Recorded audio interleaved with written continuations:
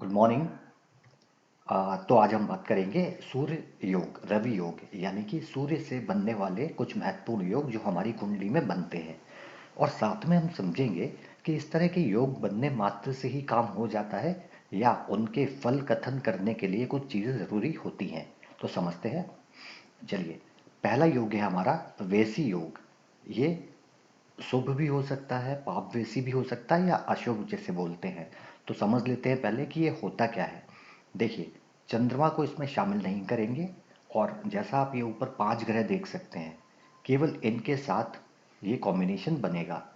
तो जब आपकी कुंडली में सूर्य से दूसरे घर में, दूसरे भाव में कोई ग्रह हो इन पांचों में से, तो वेशी योग बनता है। अब अगर ये शुभ ग्रह है तो शुभ वेशी बनेगा, और अगर ये पाप ग्रह है तो पाप वेशी का निर्माण होगा। एक एग्जाम्पल देख लेते हैं कैसे बनेगा। देख लीजिए, यहाँ पे तीसरे घर में यानी थर्ड हाउस में आपको सूर्य दिखाई दे रहा है। तो इस वेसी योग को बनने का मतलब है कि सूर्य का अगला भाव यानी कि चौथा घर में कोई ग्रह इन पांचों में से होना चाहिए। तो यहाँ पे मंगल है, यानी कि इस कुंडली को देख के बोला जा सकता है कि यहाँ पे वेसी योग बन रहा है। अब ऐसे योग में जन्मा जातक बहुत भाग्यशाली होता है, बहुत गुणों से संपन्न होता है, और प्रतिष्ठा ख्याति मिलती है उसे बहुत। और एरिस्टोक्रेट लगभग या तो उच्च कुल में या राजा के समान उसका जीवन होता है। पर अब ऐसे योग आपको कई सारी कुंडली में मिल जाएंगे, लेकिन वो फलित नहीं होते। तो उसका कारण क्या है, थोड़ा वो भी समझ लेते हैं और एक एग्जाम्पल देखते हैं। अब आपके सामने एक कुंडली है। तो हम बात कर रहे हैं वैसी योग की। तो सबसे पहले हम देखेंगे सूर्य को। सूर्य आपका छठवें घर में 6 हाउस में है, और इसके अगले घर यानी कि सातवें घर में 3 ग्रह आपको दिखाई देंगे। तो एक एक करके देखते हैं कि कौन से ग्रह इसमें वैसी योग बनाते हैं। हालांकि देखा जाए तो तीनों बनने चाहिए, लेकिन पहले बात करते हैं मंगल की। क्या मंगल और सूर्य मिलकर वैसी योग का निर्माण कर रहे हैं, और कर रहे हैं तो क्या वो रिजल्ट देगा। देखिए गौर से, नीचे देखिएगा सूर्य की जो डिग्री है, सूर्य है 22 डिग्री का कर्क राशि में, और मंगल है 21 डिग्री का सिंह राशि में, यानी कि एक राशि आगे। तो इन दोनों के बीच का डिफरेंस लगभग हुआ 29 डिग्री के आसपास। जब कोई ग्रह एक दूसरे से 29-30 डिग्री के आसपास की दूरी पे है, तो वो कॉम्बिनेशन काम नहीं करता, यानी कि इसमें मंगल का कोई रोल नहीं होगा वैशी योग के निर्माण में। अब बात करते हैं सूर्य के साथ बुध की।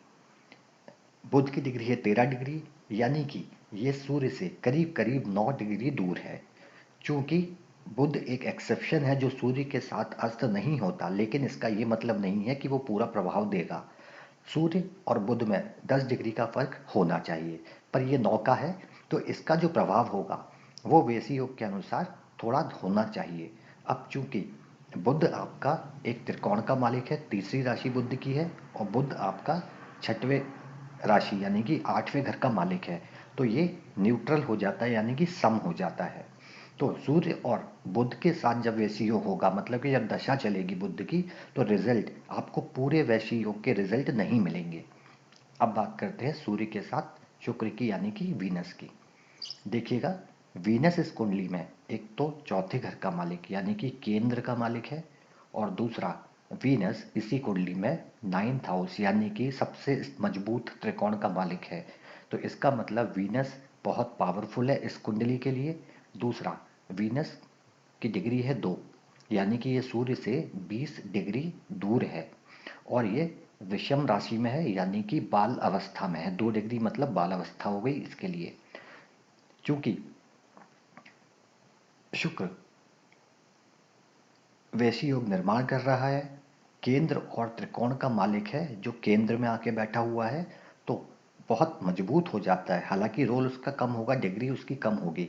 तो जब शुक्र की दशा चलेगी तो इन तीनों ग्रह में सबसे ज़्यादा इफेक्ट आपको शुक्र की दशा में मिलने वाले हैं ऐसे योग के। हालांकि वो भी पूरे 100% रिजल्ट नहीं होंगे।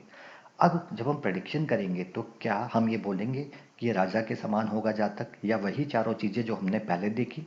जी नहीं, इसका प्रेडिक्शन हम करेंगे कि ये देखिए, जिस घर में ये वैशी योग बन रहा है वो है सूर्य की राशि सिंह, और इसे बनाने वाला ग्रह है खुद सूर्य। यानी सूर्य वैसी योग का निर्माण करता है और अपने ही घर में करता है। तो इसका मतलब इसका मेन प्रेडिक्शन होगा कि जातक को सेवन्थ हाउस से रिलेटेड जितनी भी चीज़ें हैं उन सब में सम्मान, सब चीज़ें मिलेंगी, उनमें फॉर्च्यून मिलेगा, उसमें प्रतिष्ठा मिलेगी और उससे सीधी जितने भी फंक्शन है उसमें सब चीज़ें उसको मिल जाएंगी। तो कभी भी वैसी योग या इस तरह के योग बनने का मतलब एग्जैक्ट वर्ड्स नहीं होते, हमें देखना चाहिए किस घर में बन रहे हैं और किस हद तक बन रहे हैं। चलिए आगे बढ़ते हैं। फिर है वासी योग। वासी योग भी सेम है, वही 5 प्लैनेट की बात करेंगे, बस फर्क इतना है कि अब ये पांचों में से कोई भी ग्रह सूर्य से 12वें स्थान में होंगे तो वासी योग बनेगा। अगर पाप ग्रह होगा तो पापवासी बनेगा और शुभ ग्रह होगा तो शुभवासी बनेगा। पहले एग्जाम्पल देख लेते हैं। सूर्य आपका 5वें घर में बैठा है और 5वें से 12वां यानी चौथा घर, जहाँ पे आपका मरकरी यानी बुध बैठा है। राहु केतु को हम नहीं गिनते किसी भी योग के लिए, अभी तक हमने देखा केवल 5 प्लैनेट की हम बात कर रहे हैं, चंद्रमा को छोड़ दे रहे हैं। तो ये तो दिखता है कि राशि योग बनता है। ऐसे योग में जन्मे जातकों को क्या मिलता है ये देखते हैं। व्यक्ति दानी होता है स्वभाव से, राजा का सहयोगी या राजनीति में हो सकता है, किसी बड़े मिनिस्टर के साथ हो सकता है और बहुत बड़ी ख्याति मान प्रतिष्ठा उसको हासिल होती है। अब बात करते हैं कि जो एग्जाम्पल है हमारे सामने, क्या ये शुभवासी है या अशुभवासी। अब हम कैसे देखेंगे कि प्लानिट शुभ है या अशुभ। देखिए फंक्शनल बेनिफिट की बात नहीं कर रहे। इस कुंडली के लिए, इस कुंडली के लिए जिसका लग्न है मेष, इस कुंडली के लिए क्या बुध इस समय बेनिफिक है या मैलिफिक। तो देखिए बुध तीसरे घर का मालिक है और छठवें घर का मालिक है, यानी कि ये मैलिफिक हुआ हाउस के हिसाब से। इन दोनों घर के मालिक, बेनिफिक या मैलिफिक में डिफरेंस हम लोग पता है हम लोगों को। तो ये मैलिफिक हुआ यानी कि पाप ग्रह हुआ। दूसरा बुध न्यूट्रल होता है लेकिन जिसके साथ बैठता है वैसा रूप धारण कर लेता है। तो केतु के साथ बैठा है, केतु फिर से एक मैलिफिक प्लैनेट है, साथ में राहु इसको देख रहा है, एस्पेक्ट करेगा, यानी कि तीनों तरह से बुध मैलिफिक है। तो ये जो योग है यहाँ जो बनेगा ये शुभ वासी नहीं बनेगा, ये अशुभ वासी बनेगा। तो केवल ये देख लेना कि सूर्य से 12वें अगर कोई घर होगा तो ये आपका योग बन जाएगा, ये फलकथन सही नहीं होगा। अब एक और चीज़ इसमें आती है, अगर मैंने ये देख लिया कि सूर्य से 12वां अशुभ ग्रह है तो क्या ये कंफर्म अशुभ वासी बनाएगा जैसा हमने यहाँ देखा। तो थोड़ी सी इसकी विवेचना और करते हैं। मैंने कहा मरकरी यहाँ पे 4 डिग्री 20 मिनट का है, यानी कि इसका अंश बल है।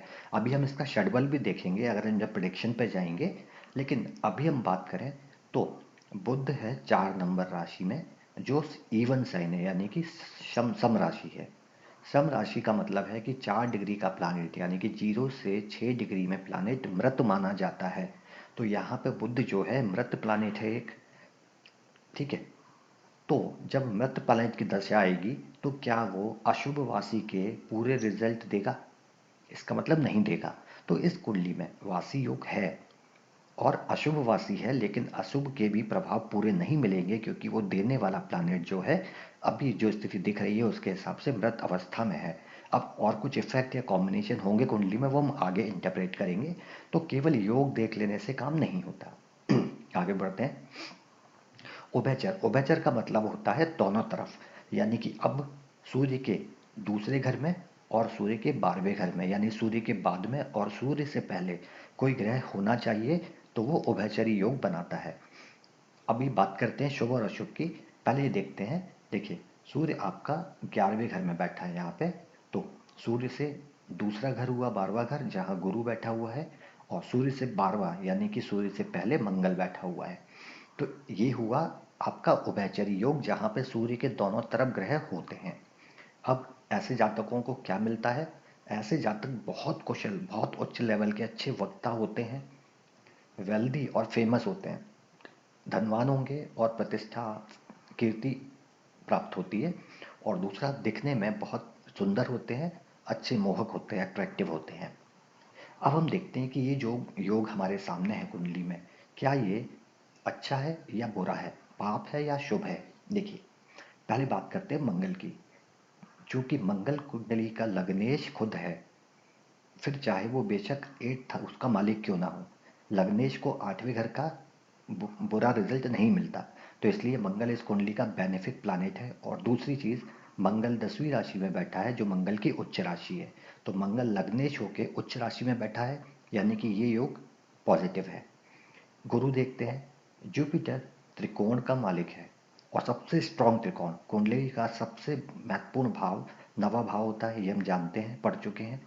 और स्वराशि में यानी कि खुद की राशि में बैठा हुआ है, यानी बेनिफिक प्लैनेट यहाँ पे खुद की राशि में बैठा है, तो ये भी शुभ ग्रह कहलाएगा। तो ऐसा योग इस स्थिति में इस कुंडली के लिए जब भी जुपिटर की दशा आएगी या मंगल की दशा आएगी तो ये पूरे परिणाम वैसे योग के देने वाले हैं और जातक को ये सारे रिजल्ट मिल सकते हैं बहुत हद तक। हालांकि 10, 11, 12 ये तीनों घर के रिजल्ट ज़्यादा मिलेंगे और आप गौर से देखेंगे तो 11वां घर है आपका गेंस का, 10वां घर है आपके कर्मों का, स्टेटस का, और 12वां घर है आपका अध्यात्म से लेके चीज़ों का भी कहलाता है, मोक्ष का कहलाता है, आपके इन्वेस्टमेंट का कहलाता है। तो सारी चीज़ें यहाँ पे आपको मैच होती मिल जाएंगी। और चूंकि सूर्य कारक है आपका तेज का, ओज का, तो ये सारी चीज़ें यहाँ पे मैच हो सकती हैं। तो आपको सबसे पहले देखना है कि योग बन रहा है कि नहीं। दूसरा, योग बन रहा है वो अशुभ है या शुभ है। तीसरा, इस योग को बनाने वाले ग्रह ताकतवर है या नहीं है। चलिए, एक बहुत महत्वपूर्ण योग कुंडली का बुध आदित्य योग, जिसके बारे में कई बार आपने सुना होगा। देखिए, जब सूर्य और बुध कुंडली में एक साथ किसी भाव में हो तो बुधादित्य योग होता है। और ये योग ना आपको ज़्यादातर हर कुंडली में मिल जाएगा, क्योंकि नॉर्मली सूर्य और बुध साथ में रहते हैं। तो एक एग्जाम्पल है, 8वें घर में दोनों ग्रह बैठे हैं क्या ये बुधादित्य योग बनाते हैं? ये डिपेंड करेगा। हम पहले इसका वो देख लेते हैं कि क्या क्या चीज़ें होती हैं बंदों के पास। ऐसा व्यक्ति इंटेलिजेंट होता है और स्किलफुल होता है, वेल नोन मतलब बहुत जाना पहचाना नाम होता है, और सेल्फ रेस्पेक्ट बहुत मिलती है, और सारे सुख भौतिक सुख सुविधाएं उसको प्राप्त होती हैं, ऐसा कहा जाता है बुधादित्य योग में। अब मान लीजिए इस कुंडली में सूर्य की स्टेज है 26 डिग्री 35 मिनट और मरकरी का है 28 डिग्री 30 मिनट। चूंकि सूर्य के पास कोई भी प्लैनेट आने से वो अस्त हो जाता है, पर मरकरी एक एक्सेप्शन है। लेकिन महर्षि पराशर ने बहुत स्पष्ट रूप से कहा है कि इनके बीच में किसी बड़े राजयोग के निर्माण के लिए 10 डिग्री का डिफरेंस होना चाहिए। तो अगर ये केवल 2 डिग्री 1.5 डिग्री का फर्क है तो ये योग बनने के बाद भी रिजल्ट नहीं आएगा, बुध पूरे प्रभाव नहीं देगा। पहली चीज़ ये होगी। तो और नॉर्मली हम ये प्रेफर करते हैं कि जब ये योग बने कुंडली में तो आपको अपना नौमांश यानी कि D9 चार्ट चेक कर लेना चाहिए, क्योंकि ये नॉर्मली सारी कुंडलियों में बनेगा। तो अगर D9 में भी बुधादित्य योग बन रहा है तो आप ये कह सकते हैं कि ये बहुत स्ट्रांग है।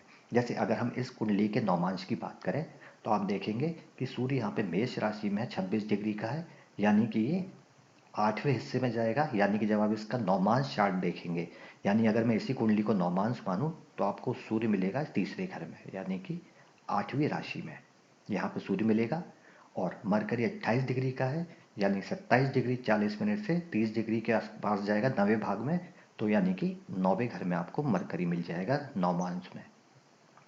ये हम शायद स्टडी कर चुके हैं ना, नौमांश को बनाना कैसे बनता है, हालांकि आपको बने हुए मिल जाते हैं। तो जब हम इसका नौमांश बनाएंगे तो सूर्य पहुंच जाएगा 8वीं राशि में और मरकरी पहुंच जाएगा 9वीं राशि में। तो दोनों अलग अलग हैं, नौमांश में बुधादित्य योग नहीं बनता है, तो इसका मतलब ये योग फलित नहीं होगा। तो इस तरह से हम यूजुअली इन चीज़ों को कैलकुलेट कर सकते हैं। और फिर वही मेन इंपॉर्टेंट पॉइंट जो हम हर बार बताते हैं, लग्नेश का बलवान होना जरूरी है, ग्रहों का बलवान होना जरूरी है, और पाप और पुण्य ग्रहों का अध्ययन कर लेना